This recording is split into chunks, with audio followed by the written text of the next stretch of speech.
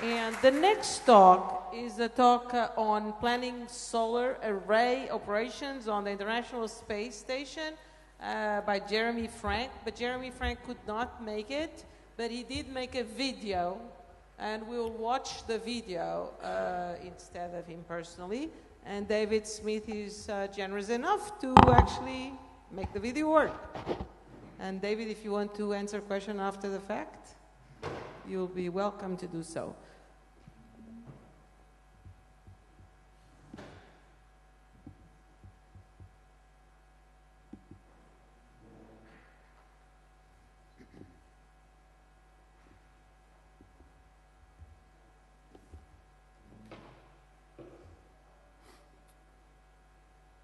Okay, is the audio on for the... Okay. Planning solar array operations on the International Space Station. The International Space Station has 8 solar arrays, 4 arrays on each side of the vehicle, as shown on the left-hand side picture. International Space Station solar array planning and monitoring is performed by the Power, Heating, Articulation, and Lighting Control Officer, or Falcon. The Falcon console in the Mission Control Center is shown on the right-hand side of this screen. An input to a solar array planning problem consists of a list of configurations, as shown on this screen. Each configuration has a number of properties. A configuration has a start time and possibly a stop time. Each configuration has a number of different properties. Properties include the beta angle, which is the relative angle of the Sun to the International Space Station, an attitude name, reference frame, and roll pitch yaw angle, as shown in the middle, and an event description on the far right. Each event description is a different event that may be happening on board the International Space Station that influences solar array planning. There are a large variety of different events, including handover of control from one segment to another, activities on board the station such as purging the prop, and maneuvers to change the attitude or the orientation or the altitude. The International Space Station solar arrays are each controlled by 2 different joints. As shown in this picture, the Solar Array Rotary Joint, or SARJ, controls all the solar arrays on one side of the vehicle. There are 2 SARJs, one for the port side, one for the starboard side. Each individual solar array is further controlled by a beta gimbal assembly, or BGA. We denote the SARJs by alpha, alpha sub I, and we denote each BGA by beta sub ij. Each solar array joint has 2 variables associated with it, which we describe on the next page. One controls the orientation, or the relative position of the solar arrays, and one controls the mode. The orientation variables are denoted alpha sub I, O sub k for the SARJs, and beta ij, O superscript k for the BGAs. The superscript k indicates the configuration for which the orientation holds. Similarly, the modes are denoted alpha sub I, S superscript k for the SARJ mode, and beta ij superscript k for the BGA mode. The mode variables indicate what mode each joint is in. There are 3 possible choices for each mode. Each solar array can be auto-tracking, either be the SARJ or the BGA. The SARJ or the BGA can be parked at an orientation, which means that the orientation is not changing, or the SARJ or BGA can be locked or latched at an orientation, which means not only is the drive motor not changing the orientation, but there is a physical barrier in place to prevent the SARJ or BGA from moving as a result of structural forces on the vehicle. The orientation variables are the integers from 0 to 359 degrees. Each solar array planning problem has a number of tables that are provided as input. Each table is indexed by the orientation of one SARJ and one BGA associated with that SARJ. Each table entry is a color. Each color is either green, yellow, or red as indicated on the figure. Green indicates that a Sarge BGA position pair is an acceptable position for the Sarge and BGA to be parked or locked at. Each yellow position is acceptable but not as good as a green position, and for the most part, a red position is illegal, with one exception which we will talk about in a moment. As we noted, the orientation possibilities are the integers from 0 to 359 degrees.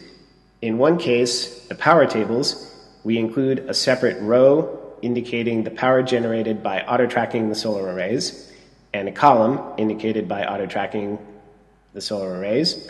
And finally, cell 361 is the power generated if auto-tracking both arrays at the same time. There are 4 different table types.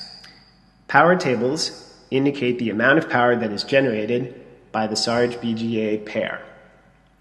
Erosion tables indicate the amount of damage that the solar arrays may suffer if the Sarge and BGA joints are parked or locked at that position.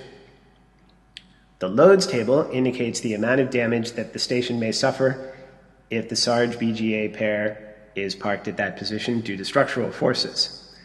Finally, the shadowing table indicates the amount of thermal stress that introduces additional forces onto the arrays if the Sarge BGA joints are parked at that position. The type of a table T is denoted by the symbol Y of T in the later charts. Each table entry, as we said, is a color green, yellow, or red. The notation V of alpha sub I O superscript K or V beta ij O superscript K indicates the cell of the table indexed by the orientation variables. And as we said, the auto-track row and column is in row column 360 for the power tables only. Each table is a conditional constraint. Associated with each table is a header that indicates what configuration that table applies in. So there may be tens of thousands of tables that are input to a single solar array planning problem, but part of the problem of the planner is to determine which of those tables applies for the configuration that is input. We know that one and only one table of each type applies to each configuration. If we take, for example, the input configuration that we saw in the first couple of slides, what I have done is shown a possible example of power, load, shadow, and environment tables that apply in each configuration. As you can see, each table is a little bit different for each consecutive configuration. And as I mentioned, part of the problem that the planner must solve is to look at the tables that are input and look at the configurations and determine which tables apply.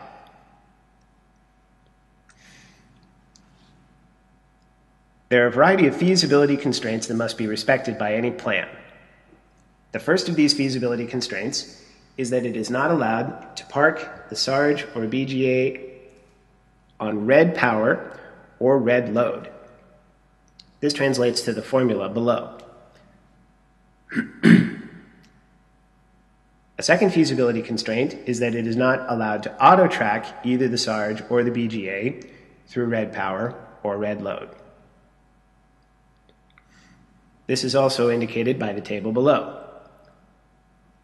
As we said, the power table contains a column and a row that shows what happens if you auto-track either the Sarge or the BGA or both. The load table does not contain such a column, but that column can be inferred by looking at every entry of the table and determining whether or not there are red load cells. This gives you a sense of whether you can auto-track or not. In addition to these feasibility constraints, there are other constraints that preclude the use of certain modes under certain conditions. These are collectively referred to as the lock-latch constraints. What I'll do in the next couple of slides is give a couple of examples of different kinds of lock-latch constraints. On the next 3 slides, what I will do is show how the rows or columns of a single table can tell you whether it's allowed to auto-track either the Sarge or BGA. So in this case, let's assume that the orientation of the Sarge is fixed at 1, and let's look at the row associated with that Sarge angle. what we would see is that the row of the load table contains green cells for every possible orientation of the BGA. In this case, we can auto-track, park, or lock the BGA for that associated Sarge angle. If we look at another row, say a Sarge orientation of 10, perhaps in this case we see that there are some yellow cells but no red cells. In this case, we are not allowed to auto-track this BGA. We can park or lock the BGA. Now let's look at a third row. Let's assume that the orientation of the Sarge is 50, and there's one or more red cells in this row. In this case, we are forced to lock the BGA. This is one example of a lock-latch constraint. What we're doing is slowly but surely eliminating possibilities for the BGA mode. A second type of lock-latch constraints mutually constrains the modes of all BGAs and the Sarge on the same side of the vehicle. For example, if the BGA orientation is fixed at 0, perhaps it's possible to park or lock the Sarge angle joint. In the event that we park the Sarge angle joint, as indicated in the first row of this table, we may be forced to lock all 4 BGA joints. However, if we lock the Sarge, as indicated by the second, third, and fourth, and fifth rows, it may be possible to park one or more of the Sarge modes. This is an example of mutual constraints of all modes of all the joints on one side of the vehicle. In addition to the lock-latch constraints and the feasibility constraints, there is a complex preference function that the solar array planner must optimize. In decreasing order of importance, we want to optimize what is called the color cost, which is the cost of the cells of each table that correspond to the orientation choices that the planner must make. Once the color cost is optimized, we would like to optimize the mode cost. Once the mode cost is optimized, we would like to optimize the direction change cost. The direction change cost refers to the direction in which the joints are turning in order to change the orientation of the arrays between configurations. Once the direction change cost is optimized, we would like to minimize the total orientation change distance. So if we need to change the orientation, say, to park or lock the arrays, we would like to change this distance by the smallest number of angle distance as possible. And finally, we would like to optimize the power cost. To date, we've referred to the power tables as consisting of red, yellow, and green cells. These red, yellow, and green cell values are derived from a numerical power cost, and once we optimize power, what we really do is refer to the numerical entries in each cell instead of their color cost. The cost function categories are all tiebreakers, so the mode cost is only computed in the event that we have multiple solutions of equal color cost.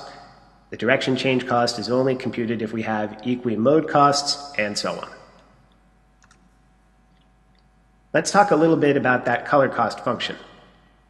What you see in this figure is the possible color combinations that might be derived from an assignment of orientations to each of the orientation angles for a single BGA. From best to worst, the best possible assignment is one in which every table cell is green.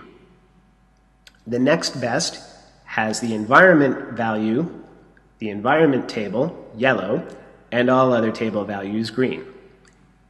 The next best is a green environment table, yellow power, load and shadow green, and so on. As you can see at the bottom, it's not allowed to be red shadow, red load, or red power. However, it is allowed to be in red environment. So this is the one exception to the red is infeasible rule.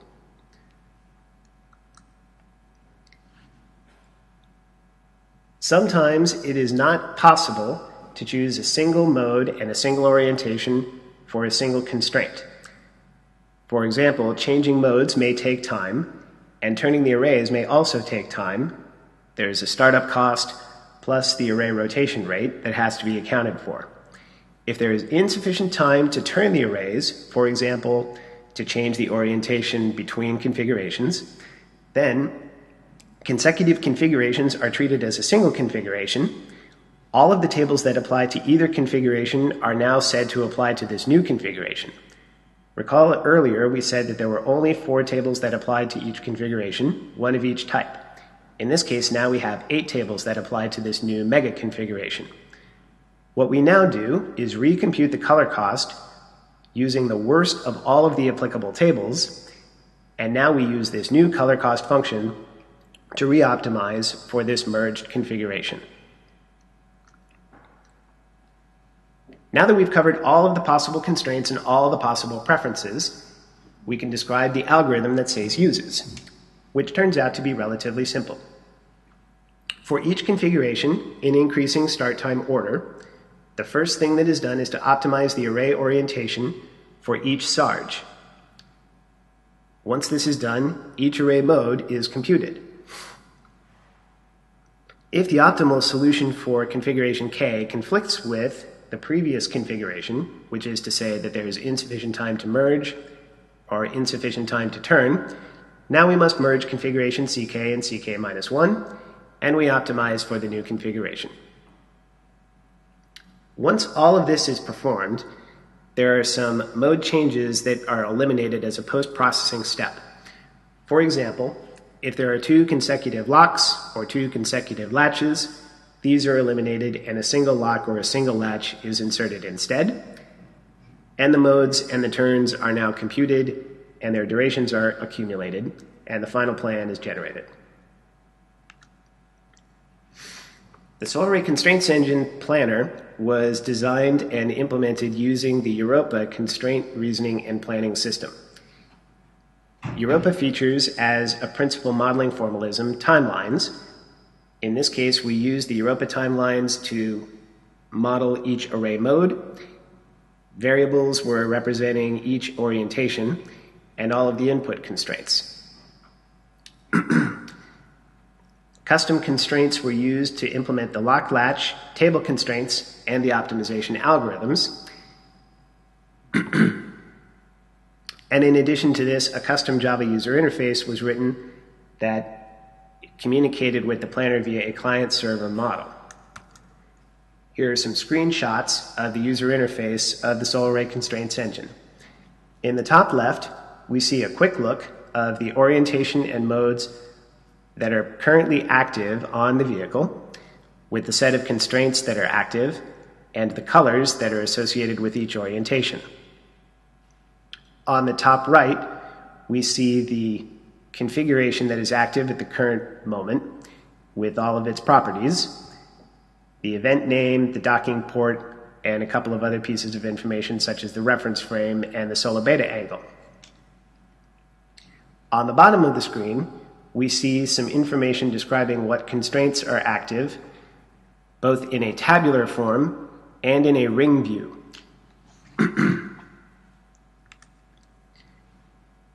On this screen, we see an example solar array plan with, in this case, a solution for each port sarge, starboard sarge, and each of the beta gimbal angles. And this is superimposed on top of parts of the input, in particular, the attitude timeline at the very bottom.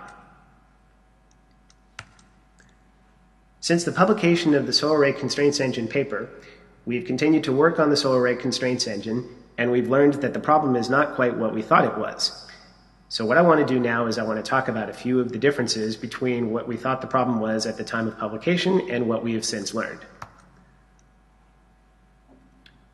One thing that we've learned is that certain BGAs are in a slightly degraded mode, and when they are locked or latched, we're allowed to choose only a very small subset of orientations of the BGAs to lock or latch them. As it happens, these orientations are not integers, and so what we're now forced to do is a very restricted form of conformant planning, where we pick the worst color of the floor and the ceiling of this non-integer BGA orientation and use that as our color cost. We've also learned that the preference function is not quite what we all thought it was. In decreasing order of importance, we have a few new costs to worry about, and some of the components of the color cost, of the optimization criteria have changed, and some of their orders are not the same either. Most importantly of all, though, it turns out that the color costs extend not only to a single BGA, but that there are some trade-offs that can be performed between BGAs. For example, it is permissible to trade yellow environment and yellow power for every single BGA on one side of the vehicle for just one yellow load constraint. This is indicated by the very top figure. Even more interestingly, it's permissible to trade all red environment and yellow power for a single yellow load. And there are some other trade-offs as well. This much more complex color cost optimization has been integrated into a new solar array planner that we are developing. I'd like to acknowledge all of the people who've worked on the Solar Array Constraints Engine project over the years, both at NASA Ames Research Center and also at Johnson Space Center, who are our customers. Thank you very much. You